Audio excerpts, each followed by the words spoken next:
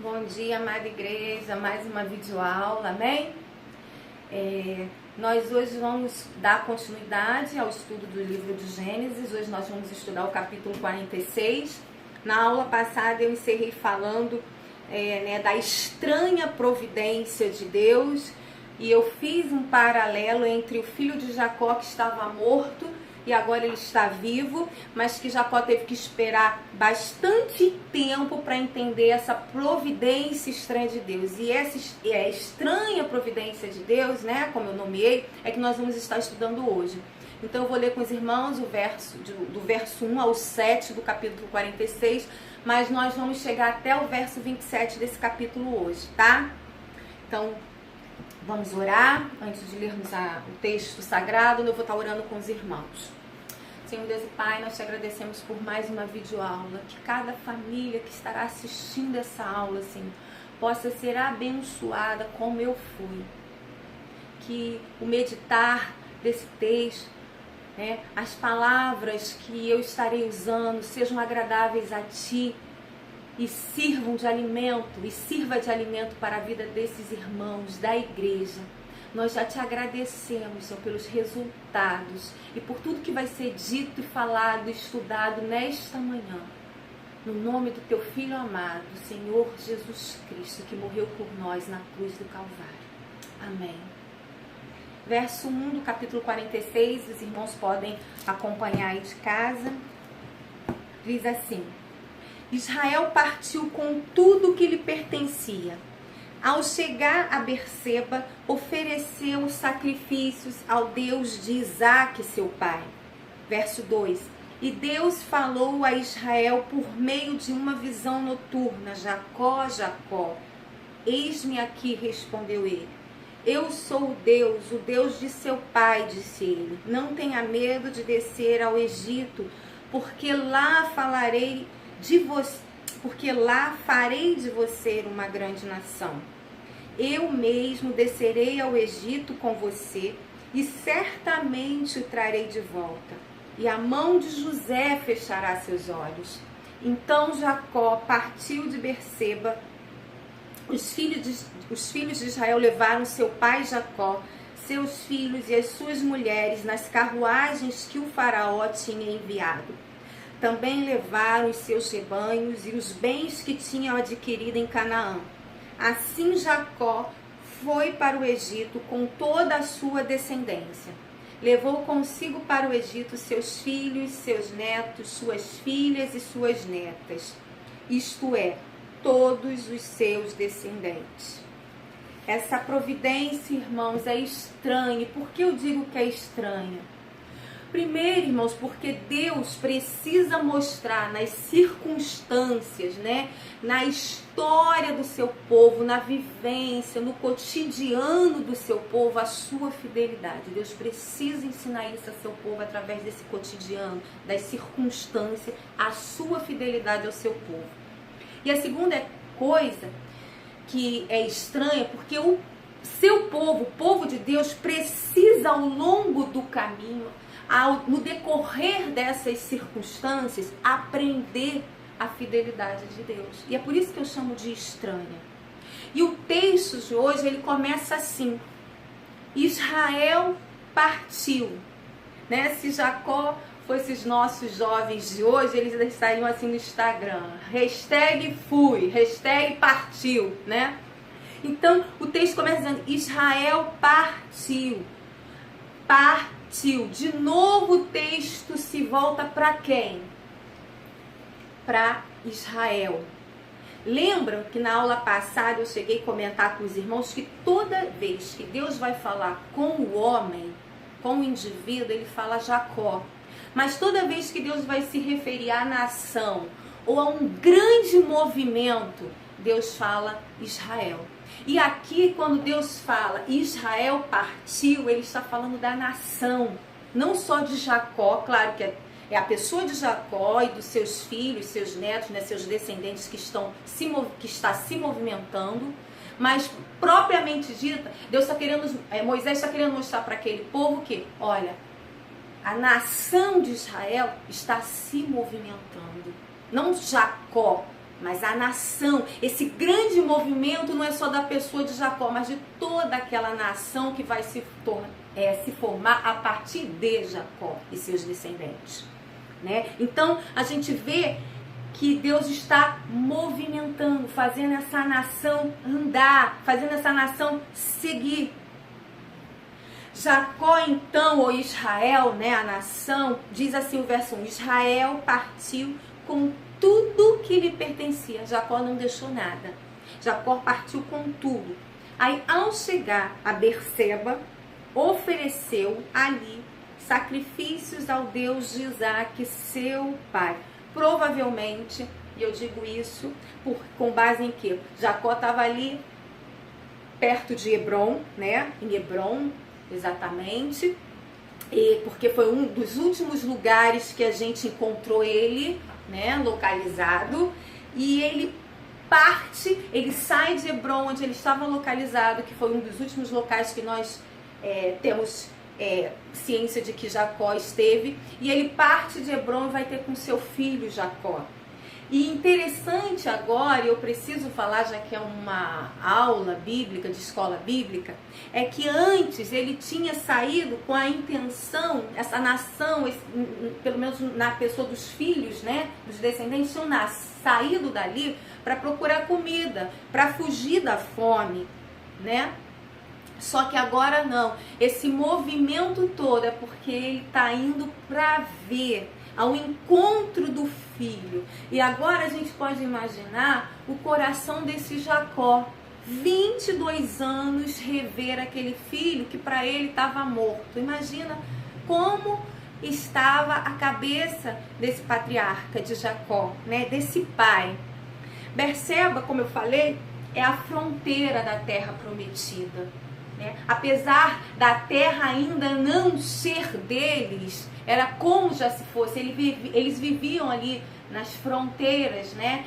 Nos pedacinhos da terra. Apesar de não dominar a terra toda, eles já viviam nas fronteiras da terra. Então Berseba é a fronteira daquela terra prometida que Deus tinha prometido para eles. E, irmãos, eu não sei se vocês lembram que Abraão, o seu avô, o avô de Isaac, passou por lá. O avô de Jacó passou por lá. Isaac, o pai de Jacó, passou por lá. E agora o próprio Jacó está passando por lá. Estava lá. E parece que aqui, quando Deus, né, faz a nação, através da pessoa de Jacó, fazer esse deslocamento, é que Deus tem mais um princípio, mais um ensinamento na vida de Jacó. Ele queria, sabe, fazer com que Jacó se desapegasse daquela terra que ele mesmo prometeu ao avô Abraão, ao pai Isaac, que ele mesmo também prometeu a Jacó, fez recomendações, falou da nação a Jacó, né? Ele queria que Jacó, ele pegasse aquele apego natural àquela terra. E isso é interessante, irmãos, porque eu estou falando, né? Estou perdendo um pouquinho de tempo nisso, nessa questão da terra. Porque nos episódios passados que nós estudamos, né, sobre os filhos de Deus e essa terra na terra, Deus vira para eles e diz assim: Abraão, não saia da terra. Isaac, não saia da terra, fique na terra. Agora, para Jacó, Deus faz totalmente diferente. Para Jacó, como a gente leu agora há pouquinho, ele fala: Jacó, sai da terra. Então a gente pode ver que Deus, ele sabe trabalhar com o coração dos seus filhos. Enquanto para Abraão e Isaac falou: ó, fiquem na terra, para Jacó, ele sabia, Deus sabia que Jacó precisava pegar um pouco daquele apego natural que eles tinham por aquela terra prometida. Sai da terra. E essa providência estranha de Deus é que justamente essa providência estranha dele falar assim para Jacó: sai da terra que eu te prometi, é que vai fazer com que esse povo, irmãos, esse povo que Deus está começando a formar, sobreviva a esse tempo de fome, esse tempo que a terra está de fome.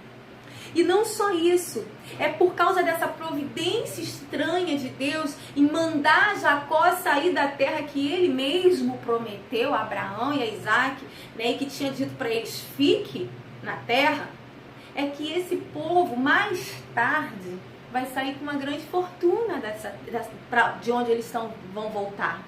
Né? Então aquilo que hoje é estranho, ele mandar Jacó sair da terra, é uma providência, como sempre, do nosso Deus para esse povo, para preservar esse povo da fome que a terra estava passando e no futuro usar essa terra para fazer esse povo enriquecer. Esse povo vai sair do Egito rico, riquezas dadas pelo próprio povo do Egito.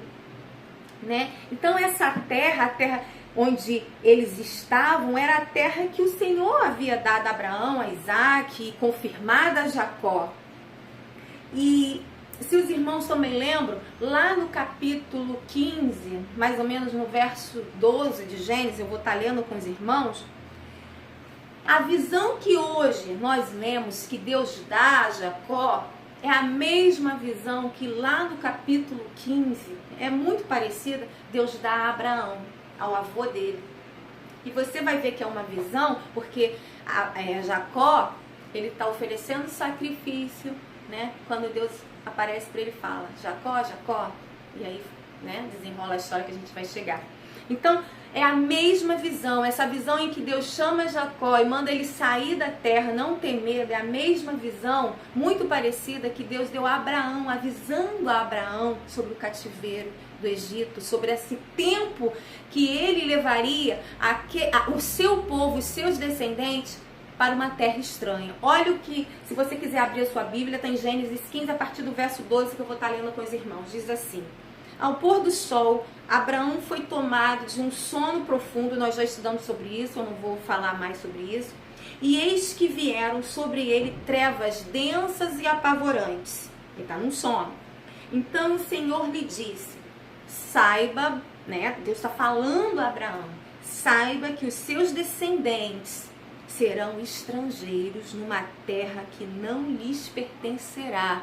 Olha, Deus está falando de algo que ia acontecer lá na frente, onde também eles serão escravizados. Eles, olha, eu vou levar o teu povo, os teus descendentes, numa terra onde eles vão ser estrangeiros. Depois que eles forem estrangeiros, eles vão ser escravizados e oprimidos. E Deus diz o tempo. Abraão, vai ser 400 anos que eles vão ficar lá nessa terra estranha como escravos. E aí ele diz no 14, mas, Abraão, eu vou castigar essa nação a quem vocês servirão como escravo. E depois de tudo, ele está dizendo para Abraão, vocês vão sair de lá com muitos bens. Verso 14 do capítulo 15, assim, mas eu castigarei a nação a quem servirão como escravos. E depois de tudo, sairão com muitos bens. Sairão com muitos bens quem? Os descendentes de Abraão. Então Deus aqui no capítulo 15, Jacó não era nem nascido, nem Isaac, Deus já estava falando que os descendentes dele seriam escravos no Egito. Né? Deus está anunciando, revelando ao seu servo a ida do seu povo para o Egito, para a escravidão. Já tinha sido revelado a Abraão, Abraão já sabia disso. Né? Então Jacó chega a Berseba e Deus fala com ele. E aqui é outra coisa interessante. Deus não chama Israel. Lá no início ele fala, e partiu Israel, querendo dar ênfase no movimento que essa nação estava fazendo. Não só Jacó, mas a nação inteira. Mas aqui Deus quer falar com o indivíduo, com a pessoa de Jacó. Então ele não fala mais Israel. Ele fala Jacó. Por que, irmãos, Deus fala Jacó? Porque aqui não é mais a nação que precisava entender, mas era o próprio Jacó que precisava ser lembrado de quem ele era. Era o próprio Jacó que precisava entender a movimentação, a providência que Deus estava fazendo através dele, através do seu povo. Então ele chama Jacó, porque era Jacó que precisava entender naquele momento os planos de Deus, a providência de Deus, os caminhos de Deus. E ele prontamente, como nós lemos, fala assim, eis-me aqui. E aqui é muito legal, porque a forma como Deus fala, chama Jacó, e ele prontamente responde, eis-me aqui, nos lembra outros lugares, outras passagens bíblicas onde Deus chama e alguém responde, não é mesmo?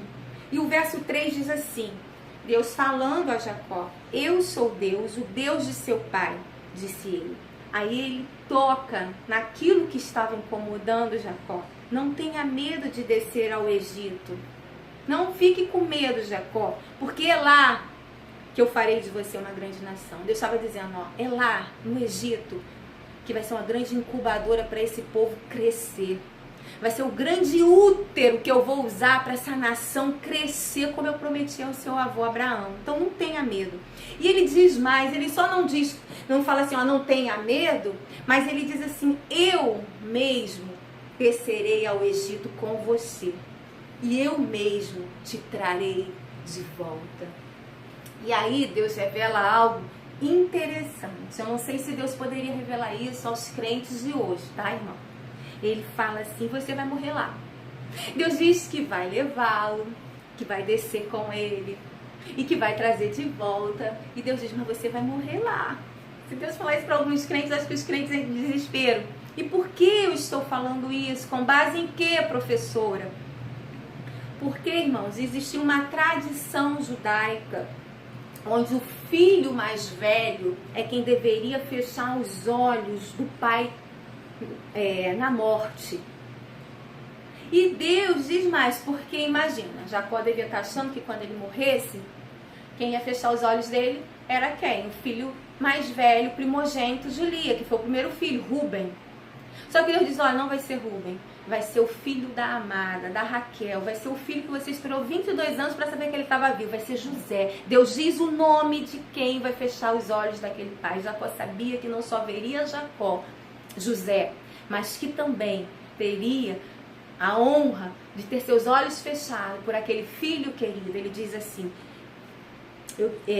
verso 4, eu mesmo descerei ao Egito com você e certamente o trarei de volta, e a mão de José fechará seus olhos. Ele falou, você vai morrer lá, mas eu não vou deixar os seus descendentes lá.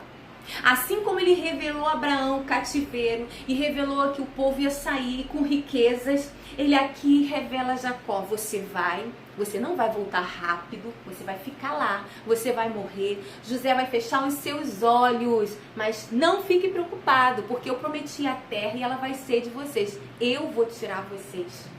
Amém? Deus é tremendo. Agora, irmãos, imagine o coração de Jacó nessa hora. Quantas dúvidas Jacó não deve ter tido. Aí você vai falar assim, mas como assim, professora? Irmãos, Deus chega para Isaac, para Abraão e fala, ó, vou te dar uma terra.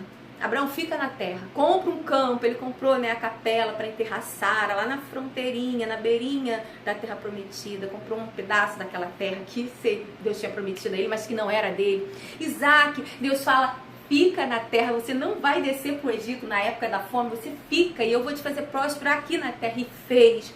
Para Jacó, simplesmente, Jacó, né, a terra está passando por um período de fome, Jacó sabe que José está vivo, então José manda chamá-lo com todos os seus irmãos, toda a sua parentela, para que eles não morram de fome, mas possam usufruir do melhor do Egito. Afinal de contas, ele está mandando no Egito, é o segundo depois de Faraó. E Jacó então prepara tudo e está indo ao encontro desse filho para ver esse filho. Aí eu estou falando eu lendo a palavra de Deus, é como se o Espírito Santo confirmasse assim no meu coração. Acho que na cabeça de Jacó, eu estou pensando assim, tá, irmãos? E a gente pode pensar assim, a gente está pensando junto, porque é uma escola bíblica. Eu penso que Jacó deve ter pensado assim, não, eu vou preparar tudo, vou levar todo mundo, vou lá, vou ver José, vou ficar um tempo lá, mas depois eu vou voltar. E se eu não voltar, os meninos vão voltar e de repente possa até ser que eu venha morrer lá. Só que Deus, vendo aqui, enquanto ele caminhava ao encontro daquele filho, enquanto ele está indo em direção ao Egito, Deus vem, enquanto ele está oferecendo um sacrifício ali em Berseba, Deus vem e aparece a ele numa visão igual apareceu para o seu avô e diz, não tema. Se Deus mandou ele não temer, irmãos, é porque ele estava temendo. Sabe por que Jacó estava temendo? Porque agora Jacó está transformada, apesar de ainda ter coisas a serem trabalhadas, como a gente vai ver, nós temos coisas que Deus vai trabalhar no nosso coração até no último dia das nossas vidas. Apesar de terem coisas que precisavam ser trabalhadas ainda no coração de Jacó, Jacó já não era o mesmo, já era um homem temente a Deus. E Jacó eu penso assim, que Jacó devia estar pensando, gente, será que o que eu estou fazendo está certo? Deus falou para o meu avô para ele ficar na terra. Deus falou para o meu pai ficar na terra. E eu estou saindo da terra. Então aquilo devia estar assim, incomodando. Devia estar fazendo o coração de Jacó pesado, irmãos. Ele estava sem paz, ele estava indo com muita alegria, com muita ansiedade para ver seu filho. Mas ao mesmo tempo ele devia estar na dúvida, será que eu estou fazendo a vontade de Deus?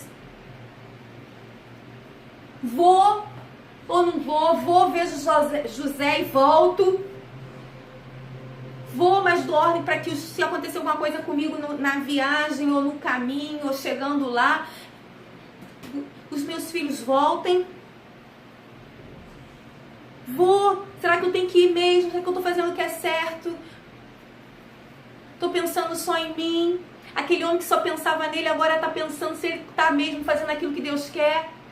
Afinal de contas, José me mandou alimento suficiente para um bom tempo, ninguém vai morrer, será que eu devo ir? Ou quem sabe esse alimento duro o suficiente para essa fome na terra passar e a minha descendência sobreviver onde Deus mandou? Será que eu fiz o melhor mesmo? Será que eu tinha que partir? Deus disse que não era pra gente sair, mas eu tô saindo. E aí Deus vem nessa confusão com a resposta para o seu filho. Eu não sei quais perguntas você tem feito a Deus, mas Deus sempre nos responde através da sua palavra, através de um conselho de um pastor, de um irmão, não é mesmo? Deus sempre vem nos momentos cruciais que nós mais precisamos para nos dar a resposta. E aqui Deus vem e resolve o caso falando com ele, por meio de uma visão noturna, como o verso 2 diz. E Deus falou a Israel por meio de uma visão noturna. Jacó, Jacó, eis-me aqui, respondeu ele. Aí Deus diz no verso 3, eu sou Deus, o Deus de seu pai, disse ele. Não tenha medo de descer ao Egito, porque lá farei de você uma grande nação. Verso 4, eu mesmo descerei ao Egito com vocês, certamente o trarei de volta, e a mão de José fechará seus olhos. E aí o verso 5 diz, na sua Bíblia, então Jacó partiu de Berseba, como diz o verso 5. Irmãos, interessantíssima essa parte aqui, porque eu percebi como Deus trata as nossas idolatrias. Como ele trata as nossas idolatrias. Porque quando ele chega para Abraão, e ele pede um filho a Abraão, né? Mas quando ele chega a Jacó, ele não pede filho, ele não pede nada, ele pede a terra. Porque ele sabia do apego que Jacó tinha natural à terra. E eu fico pensando assim, seria muito legal, irmãos, se qualquer dúvida, qualquer questionamento, qualquer decisão, a gente passasse um zap para Deus, né? Igual a gente passa para um irmão, para um pastor, para um líder, e Deus respondesse na hora, ia ser muito bom. Mas não é assim que acontece. E às vezes quando a gente vai ler a palavra de Deus, a gente olha para esses homens de Deus, a gente acha que esses homens, eles eram privilegiados porque eles recebiam esse tipo de revelação, esse tipo de visão, não é mesmo? A gente acha que eles eram crentes melhores, de um outro patamar, como diz uma amiga minha, da prateleira de cima. Mas não é verdade. Claro, não deixa de ser, né? Eles eram homens privilegiados, homens escolhidos, como nós também somos, é um privilégio sermos filhos de Deus, né? Mas, irmãos, é bom lembrar que eles não eram diferentes de nós, eles não eram mais privilegiados do que nós somos hoje. Porque se os irmãos forem observar o texto bíblico, né? Se os irmãos lembrarem da história, a gente está estudando essa história há muito tempo, E na pessoa de Jacó, tem mais de 3 meses que a gente está na pessoa de Jacó, né? Só estudando esse descendente de Abraão. Se você for ver, segundo as escrituras, já faz um tempão desde a última vez que Deus falou com Jacó. Faz muito tempo que a gente vê que Deus falou com Jacó, desde a última vez que Deus falou com Jacó. E outra coisa, diferente de nós, ele não tinha a Bíblia. A única maneira que esse homem tinha de ouvir a voz de Deus era através da visão, do sonho, de Deus se mostrar na pessoa do anjo do Senhor, né? Fora disso, irmão, esses homens, eles não tinham as escrituras. Mas eu tenho a escritura, você tem a escritura nas suas mãos, né? Nós temos a Bíblia, eles não. Então eles não são melhores nem mais privilegiados, pelo contrário, olha, o tempão que Deus já estava sem falar com Jacó, até falar de novo com ele. E hoje nós temos a Bíblia, toda vez que nós abrimos as nossas Bíblias, Deus está falando conosco. O nosso grande problema, e é um dos problemas que a gente vai tratar nessa aula, é justamente quando a gente quer usar princípios da Escritura e torcermos esses princípios de acordo com os ídolos do nosso coração. E quando a gente tem ídolos, e todos nós temos ídolos para serem tratados no nosso coração, o que a gente geralmente faz com esses ídolos? A gente fecha os nossos olhinhos. A gente vê tudo, menos os ídolos do nosso coração. A gente é capaz até de ver o ídolo do coração do irmão, mas não somos capazes de ver os ídolos que moram dentro do nosso coração. E é interessante que às vezes quando chega alguém e aponta o ídolo do nosso coração, a gente faz o quê? A gente emburra. A gente não aceita, a gente não gosta de falar, a gente não gosta de ouvir. Nós não queremos ver os nossos ídolos sendo confrontados. E é por isso, irmãos, que nós precisamos da palavra, porque a palavra, ela nos confronta. Já que a gente não quer ouvir o outro nos confrontar, o meio que Deus usa muitas das vezes é a sua palavra. Porque a palavra, toda vez que você abre e você lê, você é confrontado nos seus ídolos. E é por isso que nós precisamos também, eu pus aqui no meu esboço, da adoração coletiva, porque através dessa adoração coletiva, da comunhão dos irmãos, nós somos confrontados pela palavra de Deus. E eu botei aqui também, é por isso que nós precisamos da oração, porque através da oração nós nos tornamos transparentes diante de Deus. É por isso que nós precisamos da igreja, irmãos. É muito bom assistir um vídeo aula, mas não é a mesma coisa de estar na igreja. Nós precisamos da igreja, nós precisamos do povo de Deus, nós precisamos da adoração coletiva, da confrontação através da palavra. A gente precisa da família de Deus, porque fora da família de Deus a gente não trata desses assuntos. Você não vai tratar dos ídolos do seu coração na sua faculdade, na sua escola, no seu trabalho. Mas é no meio da família de Deus que esses ídolos vão ser tratados, através da palavra, através da comunhão, através do serviço, através da adoração. Até porque fora desse ambiente não temos como tratar. Deus pode até tratar você através da leitura da sua palavra, caso você leia a sua palavra em casa. Deus pode tratar também. Mas muitas das vezes, às vezes, a gente lê a palavra e não entende aquela confrontação no momento. Então Deus usa o pastor, usa a pessoa que está pregando, usa o professor da escola dominical, usa o louvor para nos trazer entendimento daquilo que ele nos quer confrontar. Até porque fora desse ambiente é muito difícil de haver esse tratamento. Eu não estou dizendo que é impossível.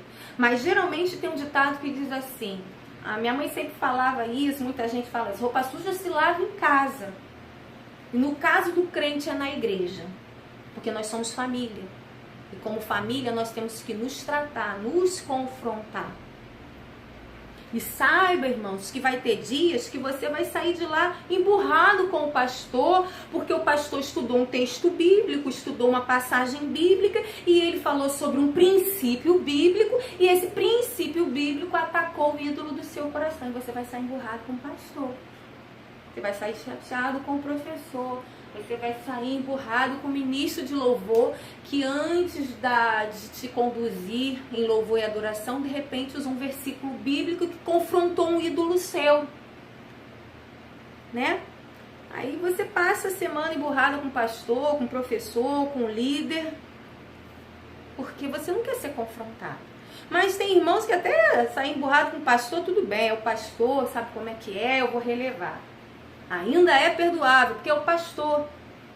Mas se outro irmão, que não seja o pastor, tocar no seu ídolo, aí não. Aí o bicho pega. Quem ele acha que é? Quem ele está pensando que é para falar assim? Eu não acho assim. Talvez todos nós já tenhamos usado essa expressão. Quem ele acha que é para falar assim? Né? Pastor ainda tudo bem, mas ele, quem ele acha que é para falar assim? E eu quero te dizer que a resposta é que ele é família de Deus, seu irmão em Cristo Jesus.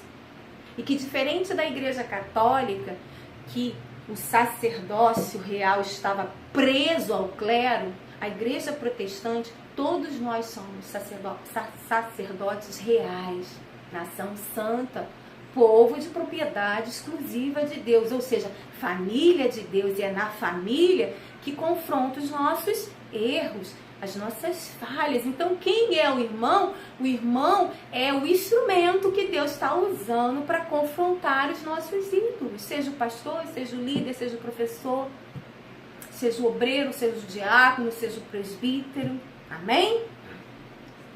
E é por isso, irmãos, que eu pus aqui, eu vou ler para não esquecer, porque senão eu pulo, vou falando outras coisas, que o crente que só vive esporadicamente com a igreja, ele não tem essas oportunidades de ser tratado dos seus ídolos, porque esse crente ele não tem a oportunidade de confrontação.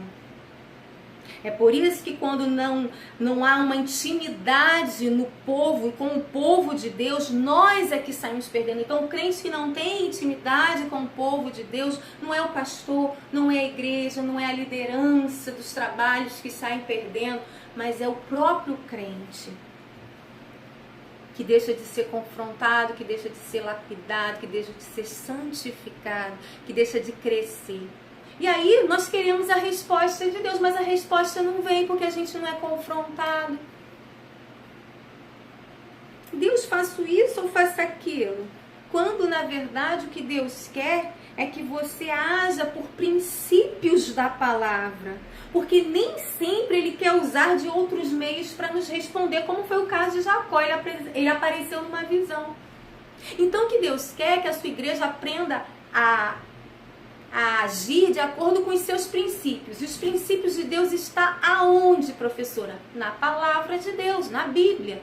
É lá que nós aprendemos os princípios. Às vezes nós não conseguimos assimilar esses princípios sozinhos. Então Deus usa o pastor, Deus usa a escola bíblica dominical, os cultos de oração, os cultos dominicais, para nos confrontar, para nos ensinar esses princípios. Por isso que quando eu deixo de ir para a igreja, quem está perdendo sou eu. Porque nem sempre Deus vai nos dar as respostas que nós precisamos para o nosso dia a dia, para resolver o nosso conflito em casa com o nosso filho, com o nosso marido, nas nossas empresas, no nosso emprego, através de visões, revelações, sonhos. Não estou dizendo que Deus não possa usar esses meios, mas geralmente o meio que Deus vai usar é através da sua palavra. É através da vida do pastor, do professor, da palavra que é ministrada e que sai dos púlpitos das nossas igrejas. Amém? Eu vou finalizar o vídeo aqui para não ficar muito grande e vou vir com uma segunda parte do vídeo, que até porque dia de domingo é mais fácil para que os irmãos possam ter tempo de ouvir. Ouve uma parte, depois ouve outra, conforme a disponibilidade dos irmãos, e para o vídeo não ficar muito longo. Amém? E daqui a pouco eu volto com a segunda parte.